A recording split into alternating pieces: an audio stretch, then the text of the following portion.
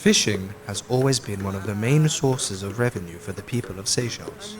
This is no surprise when you consider that this small island nation is more water than land. Its territorial waters cover about 47,000 square kilometers, about 92 times the size of the main island of Mahé. The prosperity of Seychelles is uniquely linked to its ocean and its marine resources. For every Seychellois family, the sea and its resources are vital. It is the meal that they share every day, the income that provides for their well-being, and the amusement for both young and old. And for the traditional fishermen, it is their way of life.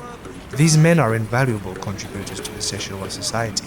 Well known and liked, they are responsible for the well-balanced meal that ensures the healthy lifestyle of a nation reliant on the consumption of fish as its most important protein source. It is important to value them and their work. Their knowledge and their traditional methods need to be preserved, methods that once were sustainable in many ways. Well, fishing is a challenge. First, not as if you're going collecting. That's why it's called fishing. You've got to learn the skills to be able to become a fisherman. You've got to learn where to fish, how to fish, and when to fish in certain areas. And this is an ongoing process of learning. It never stops. Even a fisherman 60, 65 years old, we're still learning the art of fishing. La pêche, il vient passe-temps pour raconter. Là, on habite absolument beaucoup de la musique. Là, on a la musique qui commence. Il pas pour les mettre à terre, il faut les rendre la main pas bon. Mais moi aussi, c'est mon arrêté à cause de mon lipier, je me mon lipier pas personne. Là, on peut aller voir le net, et puis tout m'arrêter, là, comme ça. Là. Pues sí, usamos más lápiz. Más la Rosale, lápiz. Jusqu'en présent, on court l'an de Rosale. On a 79 ans là. On court l'an de Rosale. Il faut que je fréquente dans ce bois-là. Moi, je suis dans le bloc là-bas. Je me bande là, on va le mais là-bas, mon wakarong, je suis dans le ménage, je me dans la passe, dans ce bois-là, je suis dans le ménage, je mets de l'eau dans sa terre. Il y a un PC, il y a le vent, il y a un PC qui tourne, il y a la piste. Je dis, moi, nous, on entre là quand l'hôtel, les autres m'ont allé. Et là-bas, on a allé, la piste, on n'a pas de la piste. On est les autres là. Quand même, on a allé, c'est mon triment, on a la piste. On a allé une semaine. Comme ça, après, on prend la carrière. On a rien du tout, on a allé même avec les autres. Je n'ai pas allé, naviguer, mon hôtel ici même, mais tout le monde se dans les salles, pour mon travail qui est avec les paris, tout ça là, et puis m'a sauvé. À soir, m'a sauvé, m'a dormi d'abord dans la roule, moi. M'a tellement gouverne à terre. On m'avait marre, moi, le vari, à soir, par le pic caca, toi, la rue, comme ça, mon frère. Là, on fini la journée comme ça même. Tout le monde a vu là-bas dans des salles, quand on tombe le bateau, on commence. Là, on peut arrêter quand la dernière. Seychelles is part of the African continent, and there is evidence of fishing in Africa from very early in human history, a prehistoric practice dating back at least 40,000 years. People started fishing in Seychelles as early as the 18th century, with the first human settlement. Fishing in Seychelles started in 1770, and the first fishermen of Seychelles were definitely the African slaves. And when I talk about 1770, I'm talking about the first settlement on Staten Island. When the first 28 persons arrived, they cultivated food and they had to fish to survive.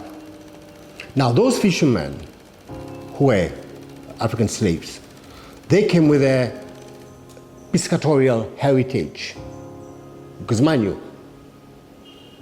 many of them came from the interiors of Africa, where they were used to fishing in lakes, in canoes and in nets. And when they started fishing in Seychelles, they didn't use line or hook.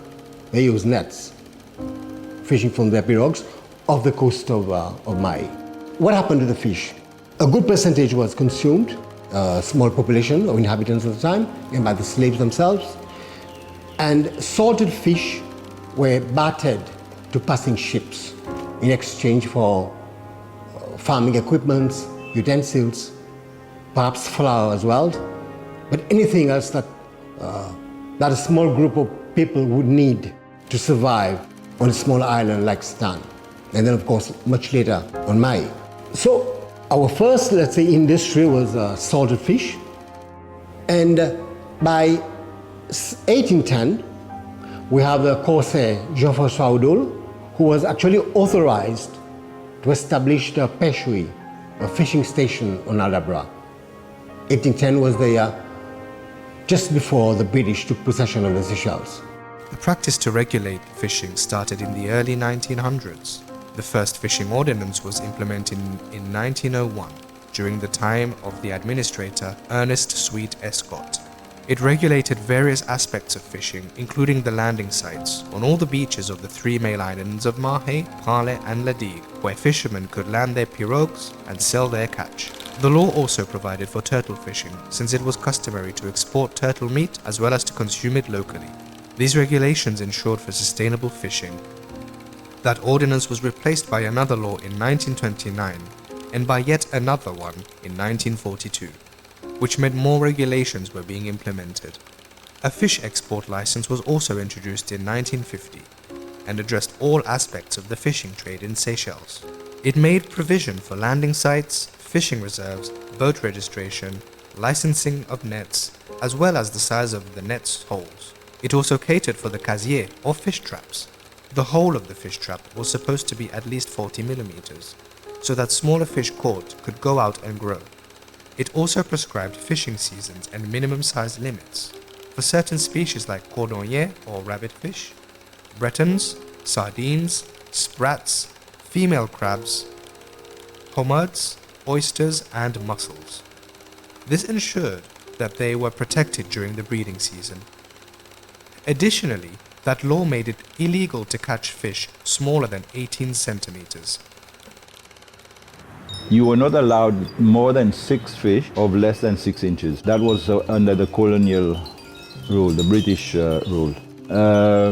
From the early 50s all the way through, I think, if I'm not mistaken, this regulation is still in force up till today. It's never been changed. Lobster fishing started. There was no control whatsoever. Afterwards, there were size limits and open and closed season. Because I remember when I was about 13 or 14, the red spiny lobster were not being caught because most of the people thought they were juvenile lobsters.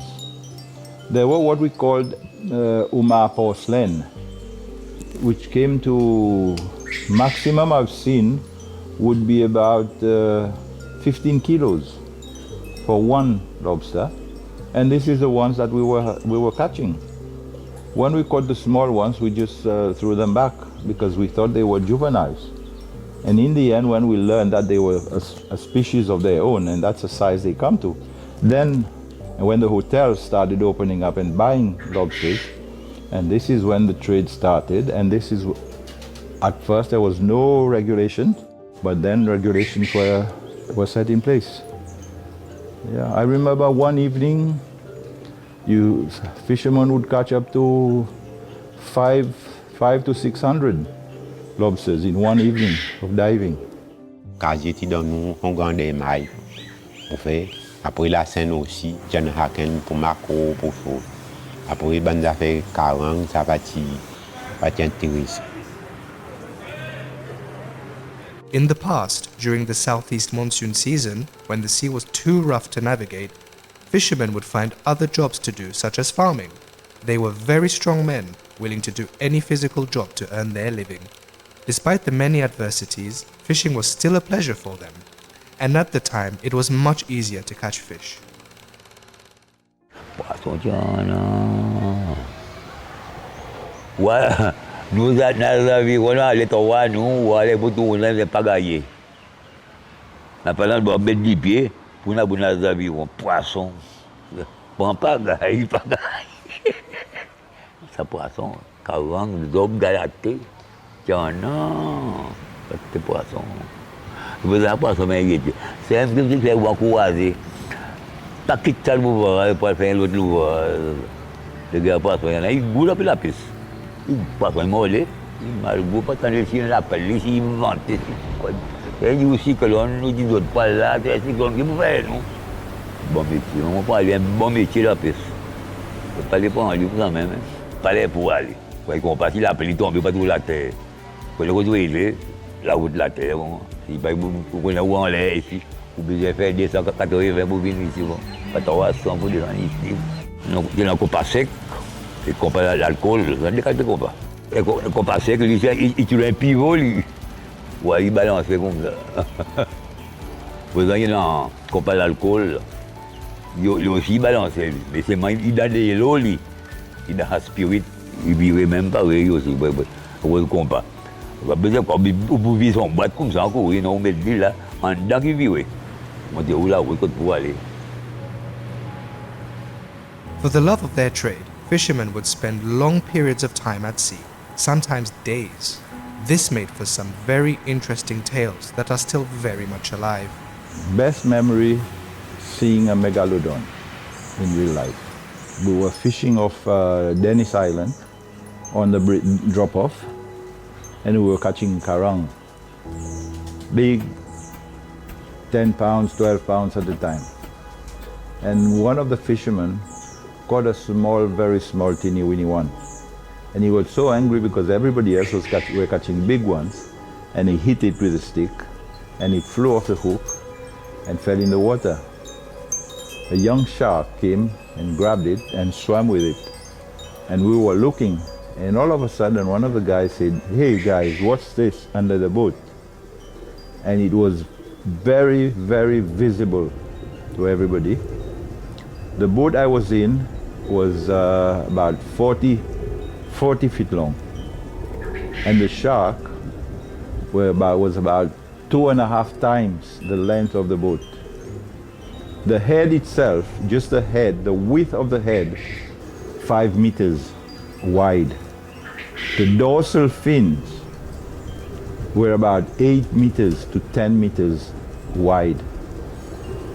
And we could see the head and the half of the body we could barely, but the tail part we could not see. It was way, way, way past the boat. And one of the guys got so afraid, he told me, "Are we not staying here at night?" And we had to leave that spot. But I can assure you, that is no ordinary shark I saw.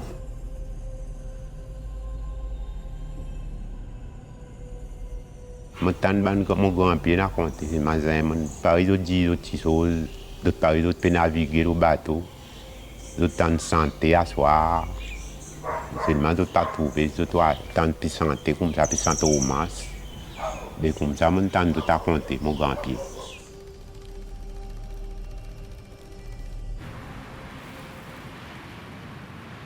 The fishing gears and techniques that traditional fishermen used can be classified as highly sustainable.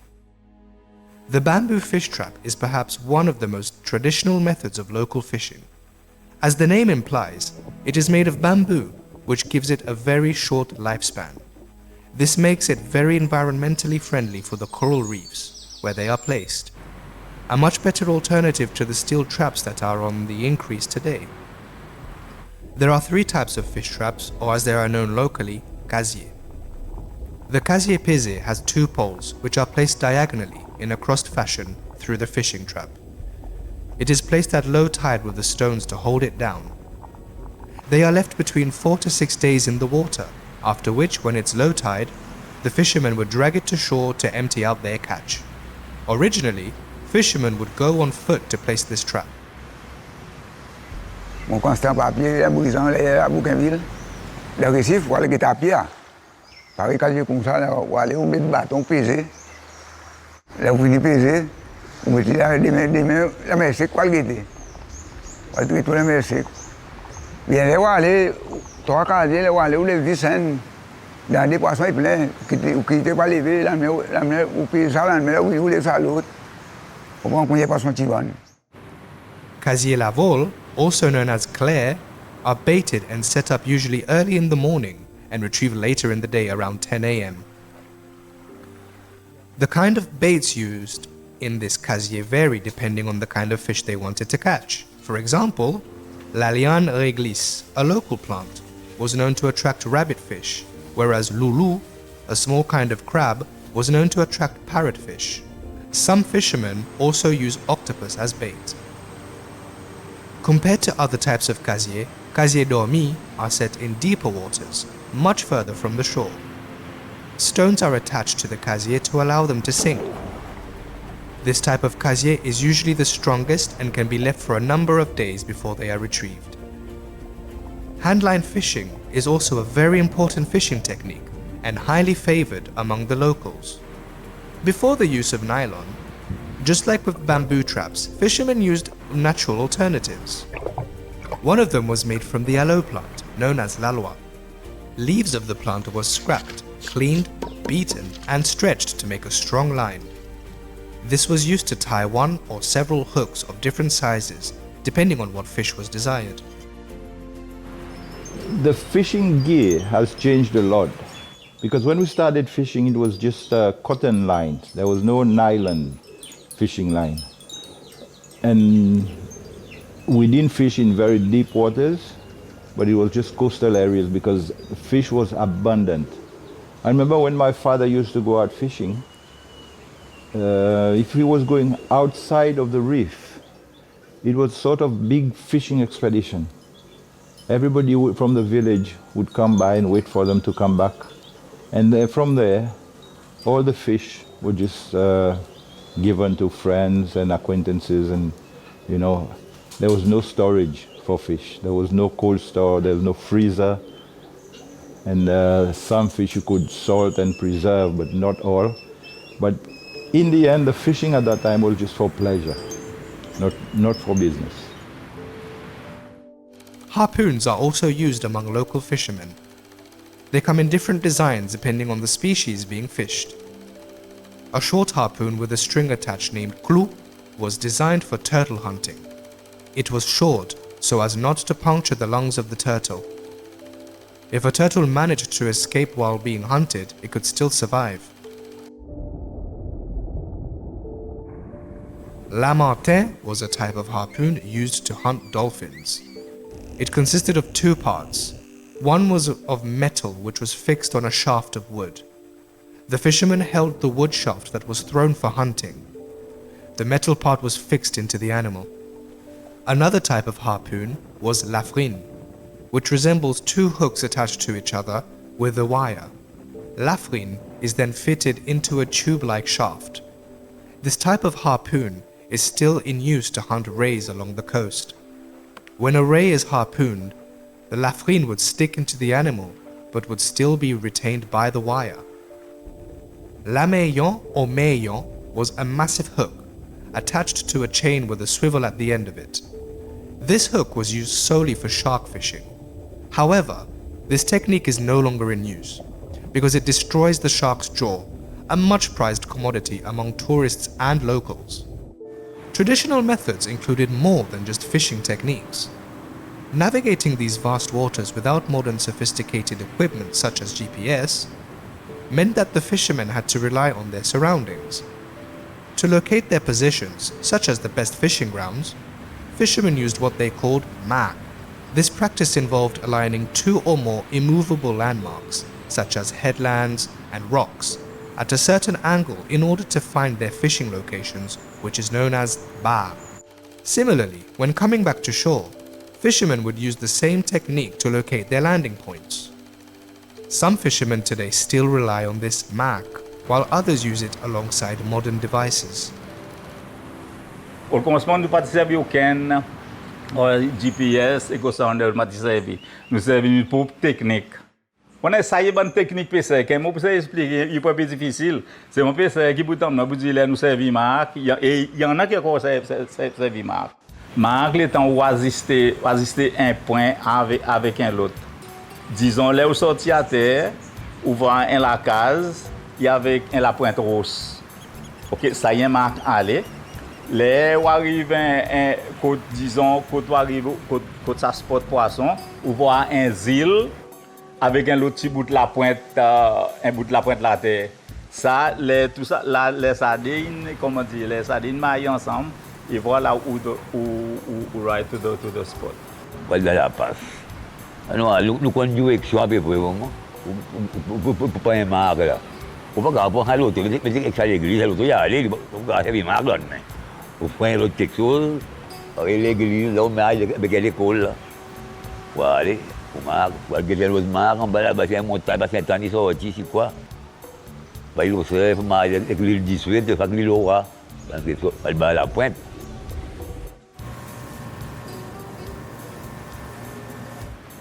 The vessel which the fishermen would go fishing in has also evolved with time. Until the late 1960s, people used pirogue, and not just for fishing. It was also one of the main means of transportation in Seychelles. People traveled from one point along the coast to another. Pirogue did not have an engine during those times, so the men used small paddles to maneuver the boat along shallow waters. It was very common to hear them singing in their pirogue while they rowed. The songs were called chansons pirogue, or pirogue songs, a tradition that was passed down from slavery, and it was meant to bolster the men's courage and motivation so they could paddle faster and faster. Today, this tradition has practically disappeared, but some fishermen still know some old tunes. Dans avion Gabriel Maccabé, dans mer il plein avant il sait que n'arrivé. La vie baissait, il faut mentir, beaucoup la roule bat dans figi. Pas qu'on a beau temps ni mauvais temps, allez mon canot, mène-moi l'eau bas. Arrivant l'eau bas, en file la poète, envoie la ligne, mais tout pareil. Tout en aïe, yo qu'on est insisté, à la ingogne, tout mon corps après. Caciolo was very popular with the fishermen. A small wooden canoe-like boat fabricated from local woods like Bodamier and Takamaka. The fishermen used oars or even sails to steer the caciolo. Later, the engines for boats came, and people called the pirogues with engines on board the smoking pirogue. In the late 70s, two new types of boats were introduced. Whalers, a traditional wooden fishing boat 8 to 12 meters long, would go out for 6 to 10 fishing days. Since they were introduced, modifications have been made to the basic design, including complete decking, sails, small cabins, and ice boxes. A number of alternative inboard vessels are also classified as whaler, including the L'Economie, L'Avenir, and Nouveau L'Avenir. Schooners, with a sail of 9 to 16 meters long, were the largest fishing boats in Seychelles at the time. General comfort and seaworthiness made it an ideal boat to undertake long fishing trips of up to 10 days. Both types of vessels came equipped with freezers and inboard motors. Furthermore, plastic and fiberglass hull outboards equipped with motors were introduced in the early 1970s and considerably changed the structure of the fleet. This shift in the fleet composition allowed local fishers to expand their fishing grounds by going further from shore. But until the 1980s, small-scale coastal fishing was carried out mostly from wooden canoe-like boats and involved the use of traps, long lines, or purse seiners. These vessels, however, did not provide cold storage facility for the fish, so for many years, fishermen would salt dry their fish on board to preserve their catch. Fishermen on Bay Saint-Anne were involved in salting fish. They went out for fishing trips of 18, 20 days, but they were salting and drying the fish on board. And as I said before, my father had a boat, and they were going out for 20, 22 days at one time, and they'd come back with loads of salted fish. A delicacy, which is taken up till today, has taken a very, very important place in Seychellois cuisine. It is the cordonnier, the rabbit fish, salted and dried. In the old days, it was a necessity because when they came to the spawning sites, they came in thousands and they were caught in thousands. So, as I said, there was no storage facilities, no ice, no freezers, so they had to be salted and dried. And there was a lot of it. Now, this fish has earned its place on the dinner table of every Seychellois. On fait poisson salé, on fait requin. Requin de salé, on a allé. Un tonne de requin à l'époque, pépé 60 roupies kilo. Les ailes pépé 3 roupies, 4 roupies kilo. Mais on n'a pas rien. On dormi le requin. On salé, met en bas dans la cale bateau et puis ça y pipi ça. On a besoin de dormir là. C'est la voile à l'époque. 3 jours, 4 jours, que quoi, on peut le voyer. Montant, pas gagner la brise. N'allez n'a pas développé fini. Besoin de prendre l'avion, nager pour accoster la terre. Les soleils forts là, nous mettons ça gros dans de l'eau. Là nous sommes présents, nous tombons, nous dormons, puis manger. À soir, quand il y a 3 h, 4 h là, nous commençons à nous lever. À grands avions, nous pouvons nager pour arriver à terre, nous finissons, que quoi, il était un petit guide. À l'époque là, sous comme si on n'a pas la brise pour une fois ou si vous l'encline cassé là. Nous pouvons aller au père de la mangrier, là, il faut y à l'époque, tu n'as pas de bateau qui voyageait par en quantité. Et pareil longtemps aussi. Dans le gogo, comme ça là, ou percer d'amilier là, bouailler là-dedans, ou bien la Seine, pour faire l'encave, pour mouiller bateau avec. En dernier, qui fait des petites choses, nous gagnons des petits ferrailles, faire l'encave. Et oui. Mais même les présidents de gogo, maman, ou les mailles dans quoi, même les démentis bilou, les reins, partout. C'est de temps en temps, moi, souvent, mon les reins. Le commencement de faire poisson salé en quantité, à cause qu'il y en a beaucoup de demandes. Moi, si tout le monde est capable de dire, moi, je fais comment pareil nous dit un valeur ajoutée. Ça qui dit mon passe, pareil nous appelle ça bon gros poisson appelle matongo, un poisson appelle carang manique, carang plate. Et voilà qui nous fait sa liaison avec. Nous pas envie nous poissons y gâter. Mais nous faisons un petit peu de temps, nous faisons sa liaison. Mais sa liaison, c'est qu'il y a son technique. Moi, je salé aujourd'hui, mettre dans la sommie, pareil nous dit. Lendemain, nous tirer, nous laver, nous mettre le rose. Vous connaissez, rose bon, mais là, de poisson salé, il y en a l'avantage. Ça salin, avec sa soleil, il fait poisson sec plus aujourd'hui. This practice began to change in 1967. Through the services of the local brewery, Seybrew, the first industrial entity to manufacture and sell ice on the country. Fishermen on the main island of Mahe found a new way to keep their catch fresh. This led to a tremendous increase in the number of fishermen on the island. From 662 known artisanal fishermen in 1960 to 835 in 1967. By the early 1970s, it was evident that one could earn a living from fishing, and people started to consider taking up fishing as a serious business. It was no longer just a part-time job. C'est un gros bon, mais grand quelque chose bon la pêche. Moi, je suis mon père la pêche. Moi, pareil, je vais dire dernier jour la pêche. Samedi, ou dimanche. Alors, je dis pas lundi. Pour moi, la pêche comme si. Avec des fois, une semaine, nous gagnons 300 roupies. Ou bison là. Pas longtemps, non, pas rien. Là, présent, il y en a des boussements, il y en a l'argent, on finit pas qu'à faire, non, on va pas y aller le conseiller comme ça. On t'a le conseiller. Par semaine, on a gagné 2 ou 3 000 roupies. Par semaine, je dit, on va dire au moins 2 semaines. Loulou, mettre loulou là, en commencement. Après, on gagne la baxou, la coupe baxou, on mettait. On gagne tout qualité de poisson. Vraiment. Tout le temps, dans le gouvernement, là, on peut dire gros lamson en bas. C'est gros bourgeois. Faut qu'il y ait un bourgeois, vraiment. Tu gagnes un baxou, guélon, macondé beaucoup. C'est ça pour faire une bataille ou un filet. Vous avez des macondés en bas, avec guélon, et puis le baxou. Pas qu'à mettre 10 pacoles tout seul. Je dis, mais il est assez longtemps là. Il dit, ça m'a emballé. Là, après, la pêche commence à évoluer. Commence à arrêter, ça la loi. Nous avons ça, nylon, c'est la boutique qui ne va pas mettre. Parce que les lignes, on a bossé rouleau. In the old days, a fisherman was considered the last class of society. I remember my mother telling me, if you don't learn at school, you'll become a fisherman. I would like my grandson to learn at school and become a fisherman.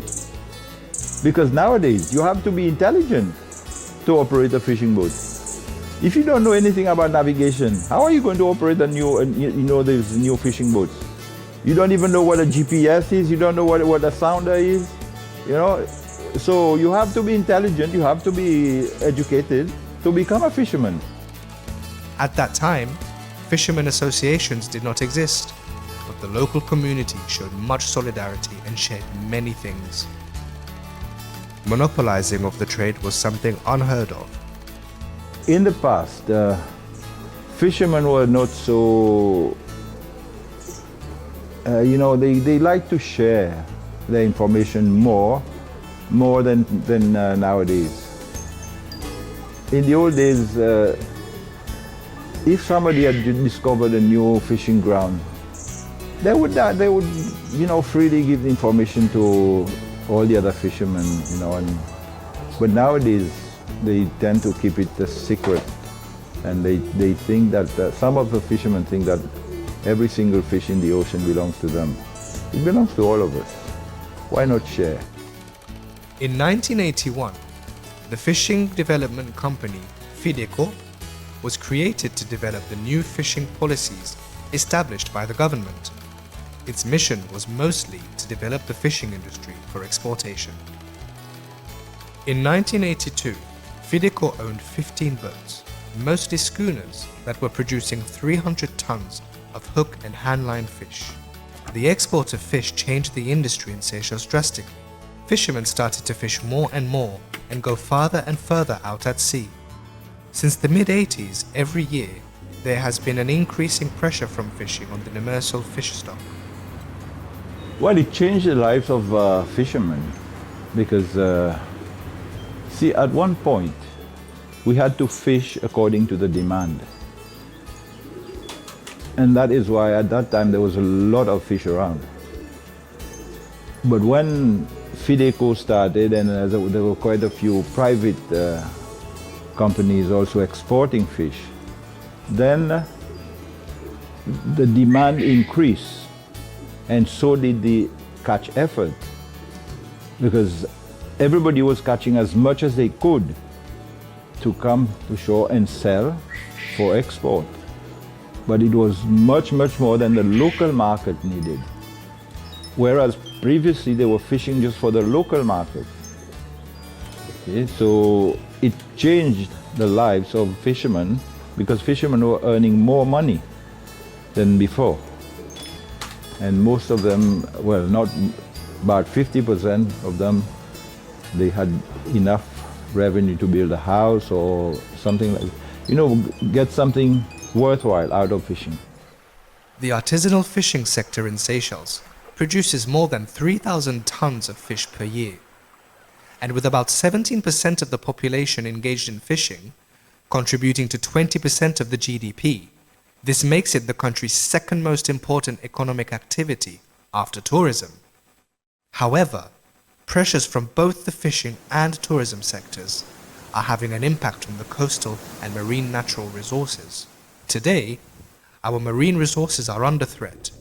Fish stocks have declined by more than 60% in the last 3 decades, and fishermen need to go further and further to find less and smaller fish. Après sa tsunami, nous commençons à voir comme si une diminution. Par exemple, nous dit peut-être poisson nous sauver. Là, nous voyons sa diminution dans poisson dans casier. Mon ami marron anglaise, glacé, même rose caïman. Mais nous dit même poisson casier côte n'a aller.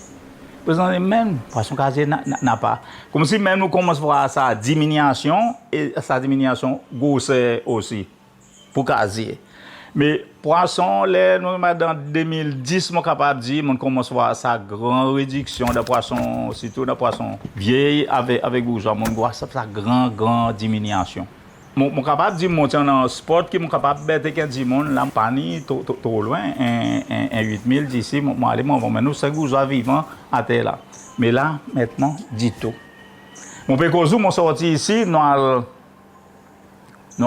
28 000 avec ici palais parfois ni bourgeon nous prendre You had gone back, you had visited the Victoria market in the 60s and 50s. You would have found larger fishes than you find nowadays.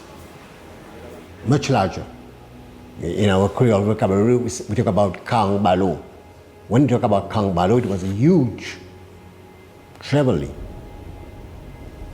But now the kang balo is not so big, is it? And the eggs as well. The eggs now the trevally eggs is now considered a luxury, and it is not cheap. But once upon a time, the fishermen used to just, instead of throwing out the eggs, they just place it on the market for a few rupees. Kilos of fish eggs. The catch at first were very high, but then it started getting lower and lower. And this is when the need started to arise to go further out, because all the places near shore that was accessible, we were depleted. There were some places, if you couldn't find a karang or two, there was nothing left. Whereas in the previous years, there were loads of groupers and bourgeois. Il n'y a pas eu longtemps, un petit bourgeois comme ça, pas tiens men à terre, puis qu'on met là des petits. La loi est bien sortie. Cordonnier aussi pareil, on fait ban casier timaille. Là on détruit avec petit. Mais il va pour gagner des temps aussi. Il finit là par Baxou. Baxou ben pas. Partout là quand il a réussi dehors sur là, il sait c'est là partout. Charlie quand il Baxou ben combien là n'a pas. Longtemps on va dire un bruit sur quoi, on dit oh là là ça il a regardé combien là non. Ça bruit calculer dire mon bien mon ça moi gagne mon l'argent bien pour même c'est moi tant pis. Il y a un an qui paraît qu'on pas ça du tout. Imagine 10 pour lui aujourd'hui. Il va pas imaginer une génération demain. Comme ça qu'arrivé. Longtemps, mon capable dire dans les temps que mon papa ti la pêche, mon papa ti n'a pas marine pas. Mais seulement quand il veut ça ban mon ti conscient. Ti conscient pour dire ben là nous la pêche avec vent suite, avec vent nord nous fait l'autre bout la pêche. Voilà. Mais et voilà qui m'a vous dit longtemps dans ça plus ça sustainability qui qu'on met là. Longtemps. Un dimon si tombe sur case, il voit un poisson petit. Il n'a pas la vente pour ça, il tire, il est tourné dans la mer. Dimon longtemps nous la pêche population parti beaucoup nous la pêche c'est ça qui pour nous quand il market avec. Tu n'as pas ice, tu n'as pas sa facilité pour conserver poisson. Voilà qui peut que sustainability. Mais comme là, un dimon il a la pêche même pour son plaisir. Il a son quantité de poissons, son plus gros poisson qu'il a envie, n'a pas de monde pauvre si il peut faire bien, si il peut faire mal. Il bien, SFA, il vient mettre certains rules and regulations, il bien, ça m'a bien d'accord. Mais seulement, le problème c'est qu'ils n'ont pas dit monde pauvre si ça bonne régulation. Mais ça, il m'a l'air. Mais présent, SFA, il y a peut-être avec un oiseau qui s'en met beaucoup à attraper. Il peut être existe PC. PC pas peut faire beaucoup l'offense. PC pas peut faire beaucoup l'offense. Ça vrai PC. Traditional fishing methods that have ensured a healthy marine habitat and fish stocks over centuries are slowly fading out of sight, being replaced with mechanized systems that are stripping the ocean of its resources to cater for the ever-growing demands. Several factors have contributed to this sad situation. It all started in the 1980s with the mechanization of the fishing fleet and the introduction of technology which has made it faster and easier to find and catch more fish. The fishing export industry and its increasing demands have added more pressure on the fish stock, offsetting the balance in the ocean's ecosystem in order to provide only certain species of fish or of a specific size of fish. The failure to implement and monitor regulations and policies, and the absence of controlled licenses over years, has led to an increase in the size and quantity of fishing vessels. Il y en a plus de bateaux que c'est. Moi, donne-nous un exemple. Un bouquet de côte c'est bro. Ils gagnent son les temps de service. Premier quelque chose qu'il va acheter, un bateau pour lui donner Z, pour lui donner X pour la piste. Là, il va X, Z, la Z. Il a dit, moi, je suis champion dans la mer, je fais n'importe quoi. Dans la mer. Il donne le fuel, il a allé. Il ne retourne pas avec rien. Ou soit s'il gagne 4 petits poissons, il prend, il vend, il dit que ça ne gagne rien. Là, il ne peut pas qu'il peut faire, il met assez de bateau la tête pour lui vendre. OK? Ça y est ça. Tout le monde qui dit il voit dans la peste, il y en a la vie. Moi aussi, tout le monde qui comprend un petit quelque chose, ça n'est qu'il y a un bateau pour faire la peste. On peut dire la terre, là, dans ça, il n'est plus dans l'endroit. Moi, tu mets ton bateau à terre pour faire réparation, après, moi, tu as besoin.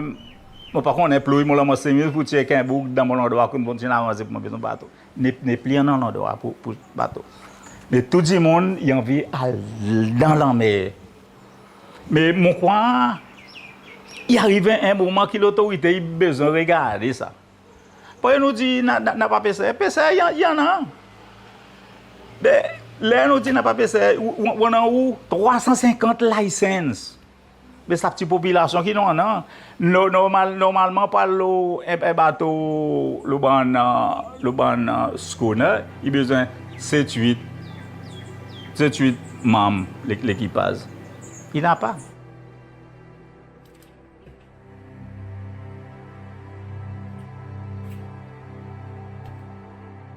Foreign workers who catch juvenile fish that will not be allowed to grow without a care of the impact it will have.